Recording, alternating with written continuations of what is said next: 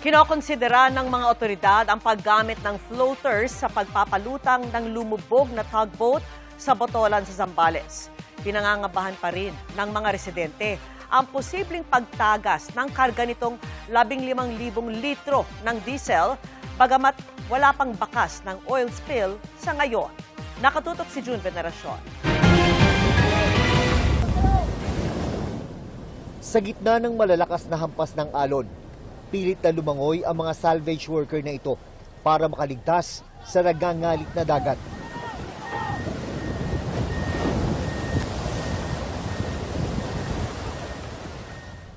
Kinailangan pang gumamit ng backhoe sa pag-rescue sa ilan sa kanila.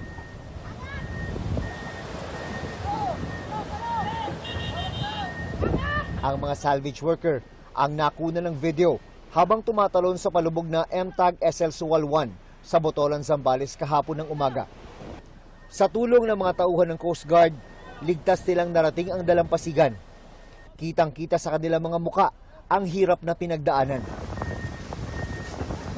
Ngayong araw, narating namin ang lugar malapit sa pinaglubugan ng tugboat. Kapag panahon ng habagat, ganito daw talaga kalakas ang alon dito sa baybayin ng Botolan, Zambales. Pero kung malakas ang alon ngayong araw, di hamak na mas malakas daw ang alon kahapon. At isa yon sa mga nakikitang dahilan ng paglubog ng tugboat na may kargang libo-libong diesel. Nagsimula ng magsagawa ng water sampling ang Coast Guard at Department of Environment and Natural Resources. Sa ngayon, wala pa namang nakikitang bakas ng oil spill mula sa tugboat na may kargang 15,000 liters ng diesel.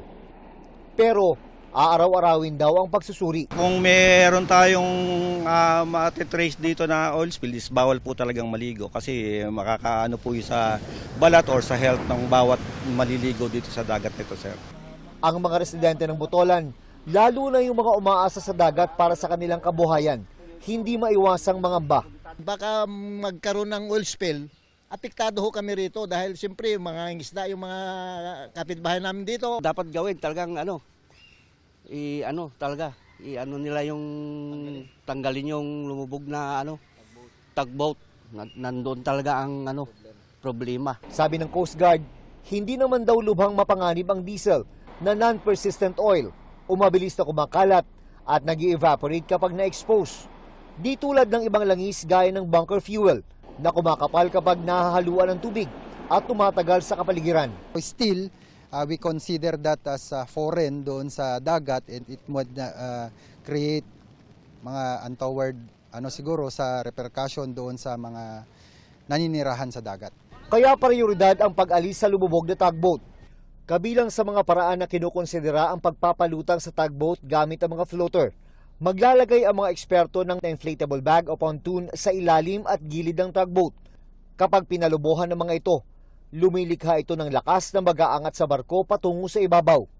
Saka naman isa-siphon o tatanggalin ang laman nitong diesel. Ang problema dito sa lugar na to, sir, bumababa yung lupa galing bundok, so may posibilidad na matabunan. Kaya dapat magawa natin yung salvage operation na yan sa lalong madaling panahon. Yun nga lang, masama pa rin ang panahon, kaya hindi pa makapagsagawa ng underwater survey para sana mapag-aralan ang posisyon ng tugboat. Nag-try kami kahapon na pasukin yung barko, kaya lang ang problema hindi na rin makita, murky yung tubig, parang hindi rin maganda na isugal natin yung buhay ng mga nagda-dive. June Veneracion, Nakatutok, 24 Oras.